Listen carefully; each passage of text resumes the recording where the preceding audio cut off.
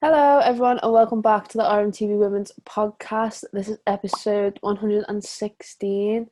Me and Amy here today, just us two. How are we, Amy, on this fine Tuesday lunchtime?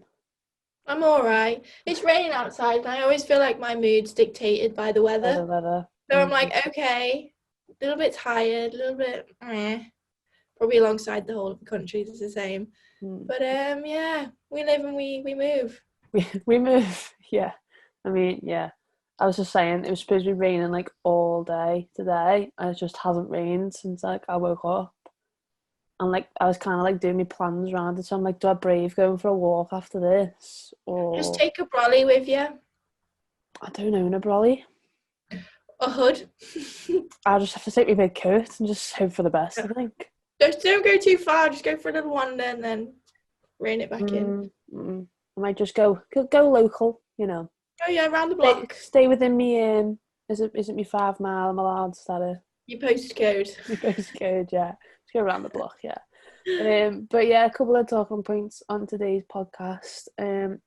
We'll kick it off with Liverpool's defeat to Leicester City on Sunday in the FA Women's Championship.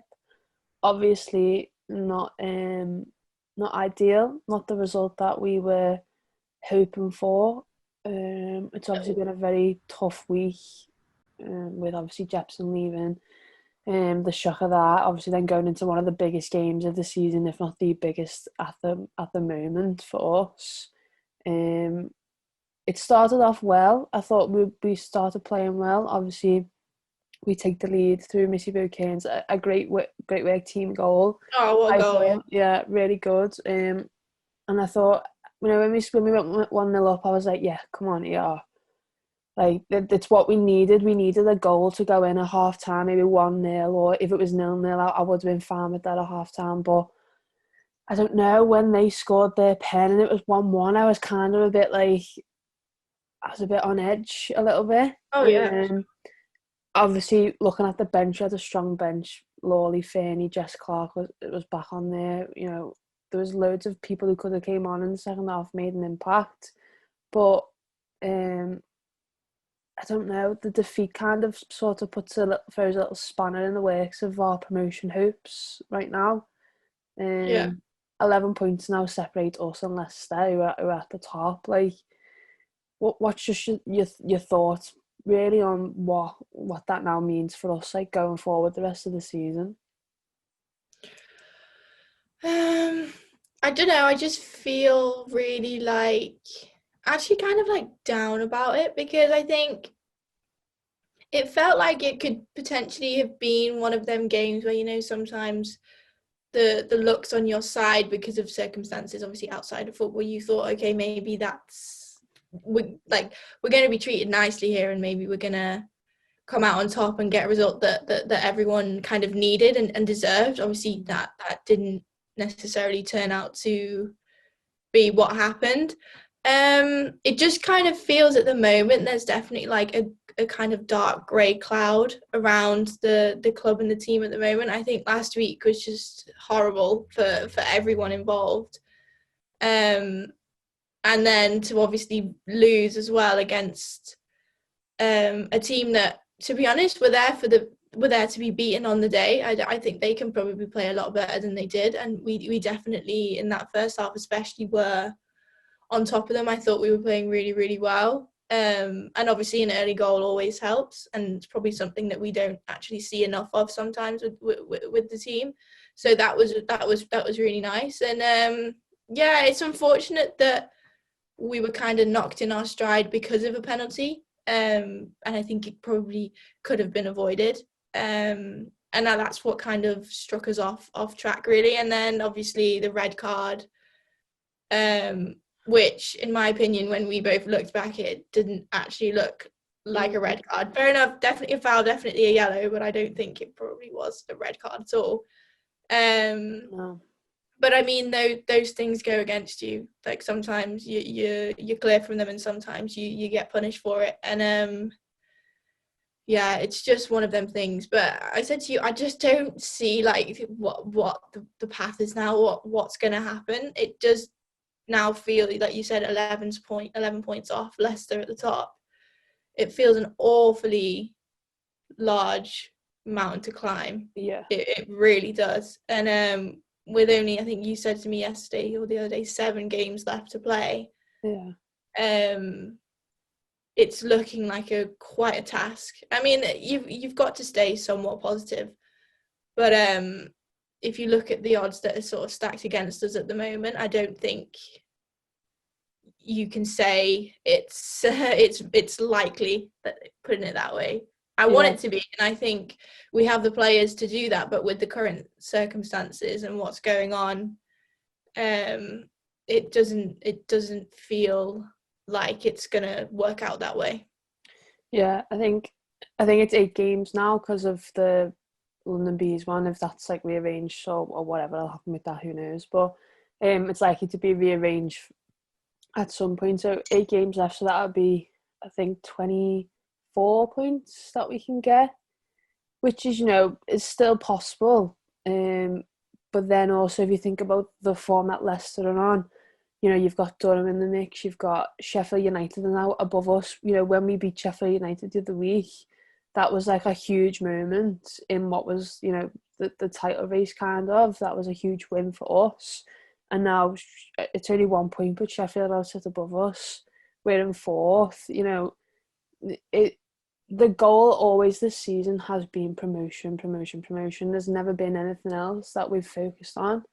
It didn't feel like anyone would settle for anything less either. Exactly, and now we find ourselves at this point, and you're sort of like, oh wow, like we have got a big mountain to climb, like you said then. And I think that the team know that as well. The reaction of the players when the final whistle went. If you haven't seen Niamh Fahey's post-match interview, we'll link it there. But you can tell, and in her answers and her face, that she just, she looked beaten, basically. Yeah, I don't think she could quite believe that the team and herself were in that position, because that's not where they wanted to be. So it kind of, like, I think you summed it up perfectly, with like a dark cloud over the, I don't know, the club at the minute with everything that's going on. But I just want to pull it back to the Mel Lawley thing. Obviously, red card 20 seconds into the second half. The officiating on Sunday wasn't the best. I don't like to single out referees. It was a bit abysmal.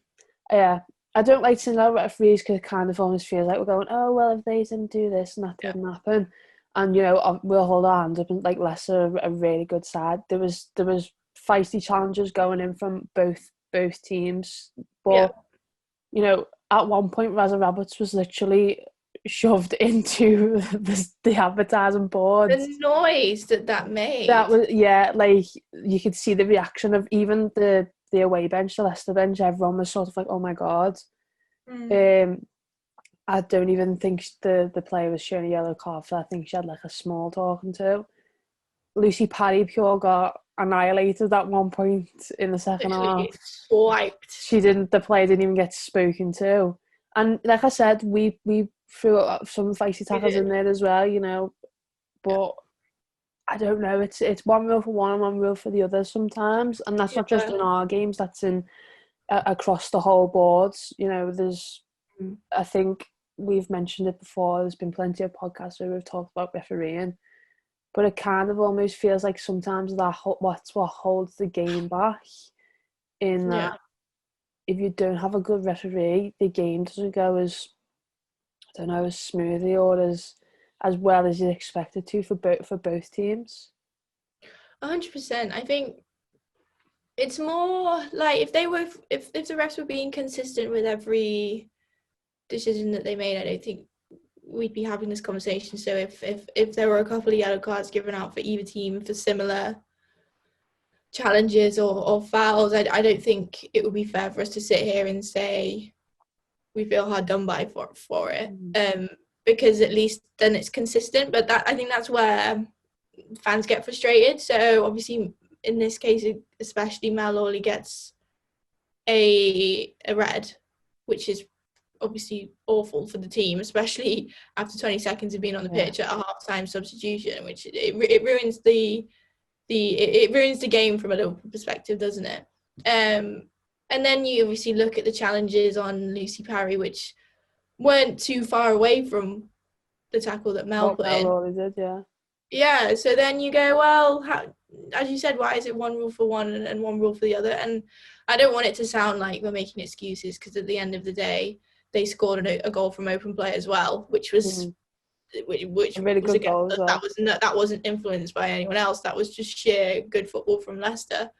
So it's not us saying, oh, it's unfair. Like, no, it's not the case. I think we've both accepted that we lost that game because the other team in the second half obviously was better and we had fewer players on the pitch. But it is a case of, where is that consistency? And don't get me wrong, this doesn't just happen in the women's game. It happens in the men's game probably more times than not. So I think it's a general refereeing issue rather than just an issue in the women's sport. But I think we spoke on the phone after the game. Was it after the game or was it? I can't remember. Yeah, it was. But we were like, there's absolutely no chance that the women's game is going to grow and be better if the officiating holds it back, which is what it feels like it's doing at the moment. So it's just a case of, how do we now move forward with it? Because at the end of the day, if that wasn't a red card, you don't know what would have happened. We could be sat here going, oh, we won against Leicester, amazing. You know what I mean? So yeah, it's difficult. And as I said, I don't want people to think like, oh, we're making excuses about like reffing and whatever. I think not just this one game. It's obviously been over quite a few different games. Yeah.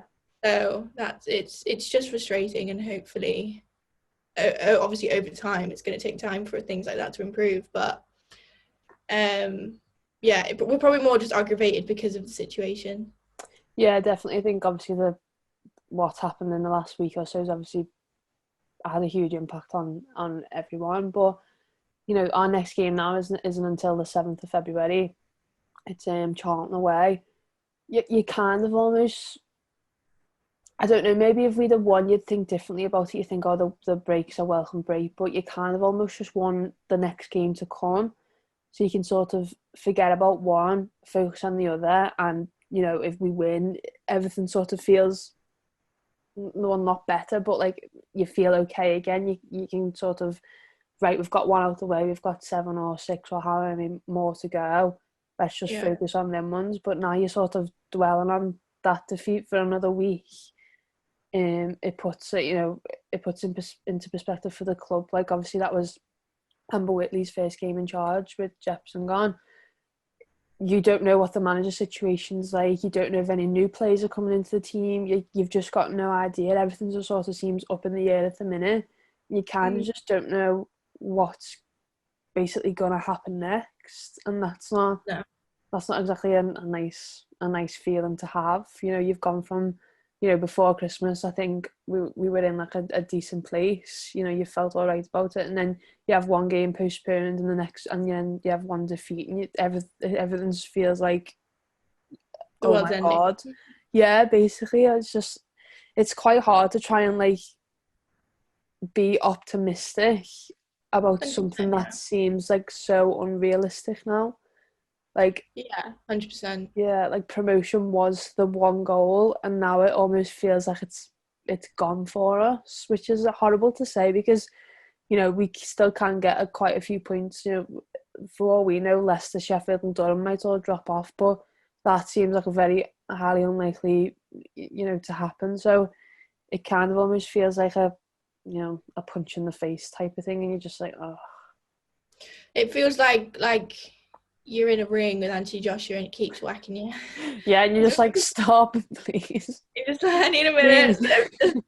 Please. You win. Like, go away. Yeah, but that's what maybe, I think, in terms of what Fahy said after post-match, again, if you haven't listened to it, go and listen, because I think it kind of said quite a lot without actually her saying anything. It was a bit strange, but I think she sort of hinted to the squad had obviously been told about Vicky, but it didn't seem like they'd been told very long ago. I think she kind of felt that it was all still quite raw, and there's a lot of emotion going around. which may or may not have impacted the game. I'm pretty sure it will have done. Whether that's in a positive or a negative way, I'm not entirely sure. But maybe this, obviously now there's a week, 2 weeks until we play.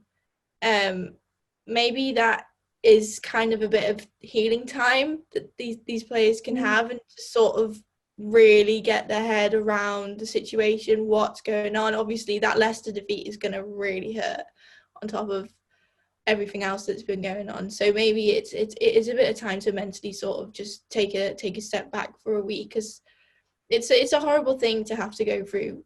As fans, it's been bad enough, but imagine it as players who saw Jepson every single day, trained with them, was basically like a family member moving away. So it's really tough. But I think it's kind of football. Like, managers do come and go for reasons all over the shop, really. So they're professionals. They will bounce back from this, whether that's this season, whether it's next season. Like, I know that Liverpool will be back in the WSL sooner rather than later. Yeah. I don't think it's going to happen this season, in my personal opinion, just with the way things feel. I mean, I'd be happily proved wrong, but I mean, that's just how I feel. But at some point, I think we will be in a better position. It's just a case of when and how. Yeah. And at the moment, I don't see when or how. But I mean, we'll get there. But I know what you mean. It's so hard to stay optimistic. It's so challenging. Yeah. But someone's got to. Yes, it's got to be done, hasn't it? We'll move on then. Obviously, the announcement yesterday was that Phil Neville has left England Women with immediate effect. He has been appointed as manager of Inter Miami, which is David Beckham's new team over in the States. But obviously, it was always Phil Neville's time at England Women was coming to an end anyway. Obviously, it was all up in the air with Wagner not coming until after the Olympics. It was like, who's going to take charge of the Olympics? How long is Neville going to be there for? What's going to happen here? Like, it's just a bit of a who knows what's going to happen. But he's officially left now, and you know, we love a good chat about Neville on this podcast. There's been plenty of discussions we've had. Sometimes it may seem as we come across that we don't like him. That's not the case.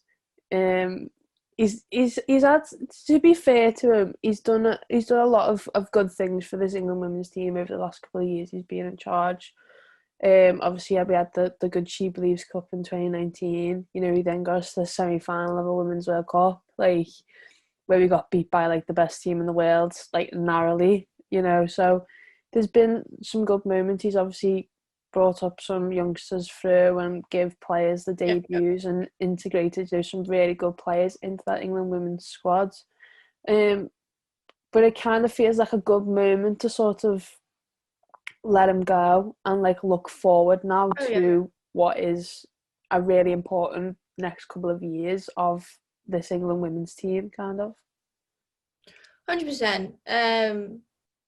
Yeah, I think we probably should. I don't know. It's a really strange one, because ultimately the goal was to win the World Cup. Yeah, wasn't it? That was pretty much black and white from the get-go, and he didn't achieve that. And I don't think he ever really recovered from the World Cup. I think it was a bit of a spiral down. I think it was always in the back of his head. Yeah, I think he knew that. Well, I don't know what his personal goals were. A lot of people seem to think he was just using the England squad as sort of a stepping stone into a managerial role, which he kind of already did. He's got a managerial role, so I don't know whether that was ever really like part of his plan. One would assume, but you know, whatever. It's not the case. But there was a really interesting article on the Telegraph, which basically the opening like title was that women's football has benefited Neville more than Neville benefited women's football. Yeah, so and they were quite harsh. One of the quotes is, Phil Neville's long-term plan as England coach was largely about Phil Neville. Oh, That's a bit of a statement. But I guess there might be a little bit of truth to that, because I think, don't get me wrong, he's brought us in the She Believes Cup, and that was quite a nice moment, and that kind of felt like put us in a good position for the World Cup, didn't it? So I don't know, I just think he's gone. Okay, we're bringing in someone that's, in my opinion, miles better experience, actually has a good background of winning things as a manager. yeah. So I think bringing in Weigman, I don't know how you pronounce it. Serena. Oh, God, Serena. Yeah, so she's coming in August. So bringing her in, but it's just now who's going to be the replacement. Now, I saw something this morning. Well, I was just about to say, yeah, in the last hour, Sky Sports are reporting that, is it Rege Reiss, would you say? Or yeah, sure.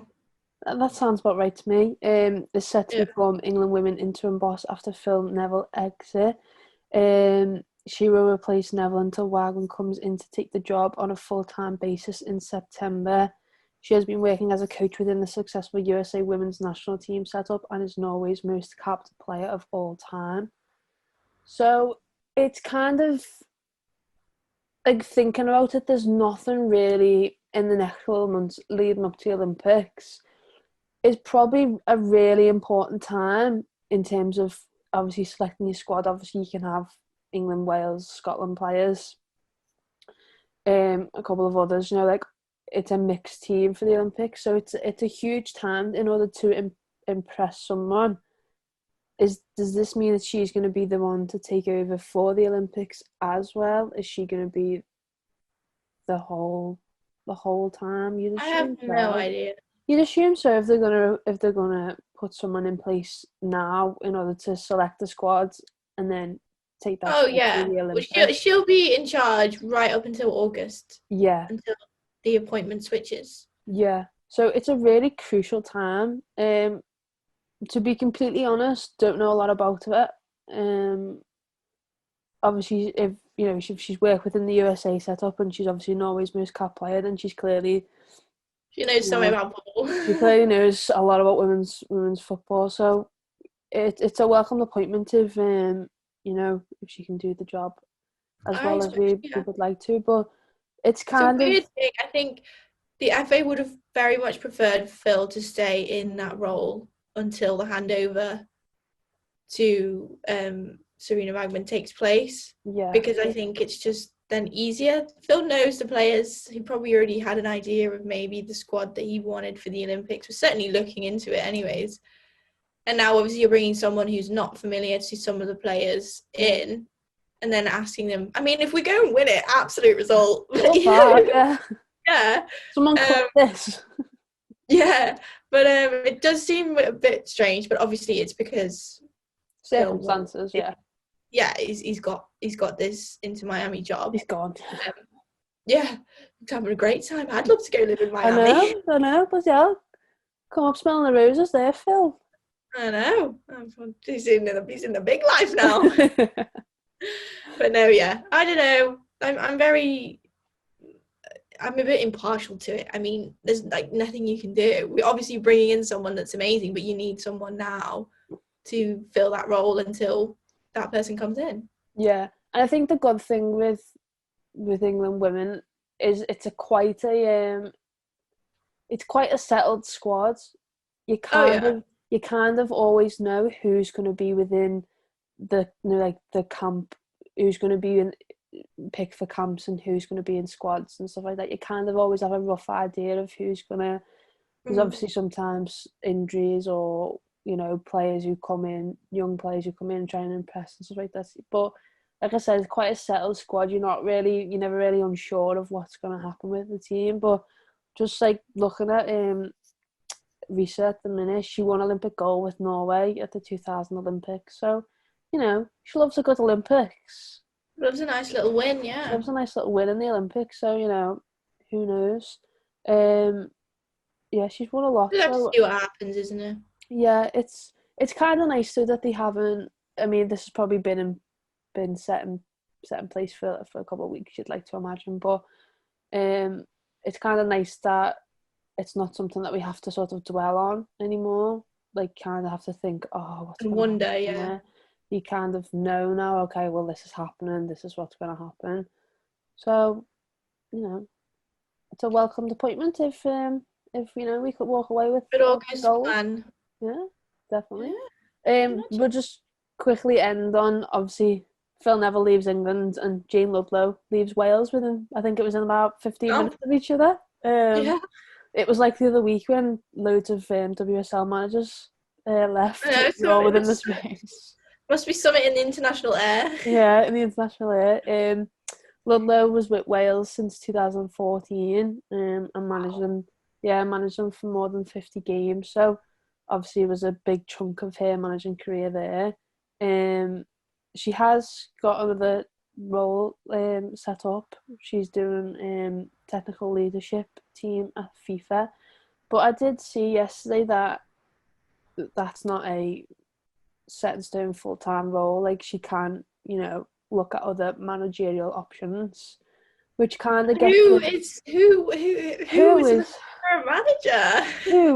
Who needs someone in charge? Who knows? Wow. I don't know. Wow. But no, it does get you thinking, doesn't it? Whenever, you're looking at managers who are available now or someone you'd like for Liverpool and you think I'll take a Jane Ludlow. I'd take a Jane Ludlow at Liverpool, but it's whether she wants to, go from managing Wales to, a championship team. Like, you don't know what the behind the scenes are like at the club. You don't know what the budget is. You don't know what, you just don't know everything that has to go with just managing a team. She doesn't just show up on a match day and say play. There's everything else. Yeah, it's everything else that goes with it. So, you just don't know. But, I mean, I'll take a Jane Ludlow at Wales, like you said. Why not, eh? I'll take anyone. Yeah. Anyone who's experienced and can get us back in the WSL. Well, we know now it's not going to be Matt Beard. We can confidently say it's not going to be Matt Beard. We know it's not going to be Tanya Oxby because she's having a child. Right. So, I mean, Carla Ward's still in the mix. Jane Ludlow? I don't know. We've got no idea. I wish we could, spill some beans inside Scoop, but, we're literally just like yous. We've got no idea. We find things out on Twitter and we're like, oh, okay. We just like to think we know what we're doing. We may seem like we come across as, sometimes knowledgeable, but... No. We literally, look at the agenda. I spoke about cheese on the end of a fishing wire last week. So I mean, I've got a few comments. Someone knew where you were coming from. I knew where I was coming from. Someone was like, "Why didn't Lauren understand it?" And I was like, "What do you mean? What? What? Hello? I didn't have a clue. You talking about?" I also in the post match from Sunday, I also said, "Can someone tell me if it's a record for the amount of time it took for someone to get so substituted on and then off again?" And apparently it was nowhere near the record. So, but just another thing to upset me. That surprises me because she was literally only on there for 20 seconds. The person didn't give me any specifics, so yeah, I don't know how far off there. Yeah, if you're that person who said it's not, can you tell us who is? Just out of curiosity, I just want to know. And what the time framing is. If we're out a couple of seconds out, that's fine. But imagine if it's 3 seconds. Well, what can you do in 3 seconds? Be a hefty challenge. I'm sure we'd be able to find something. Yeah, we'll have a Google.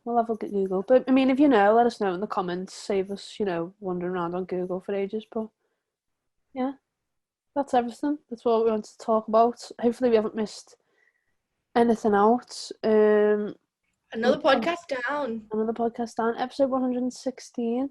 Feels like literally yesterday that we did episode 100. I know, that was 16 weeks ago. like longer because we haven't done like 2 podcasts. Oh, we've been in lockdown for so long. I just want my life back, to be honest. I know.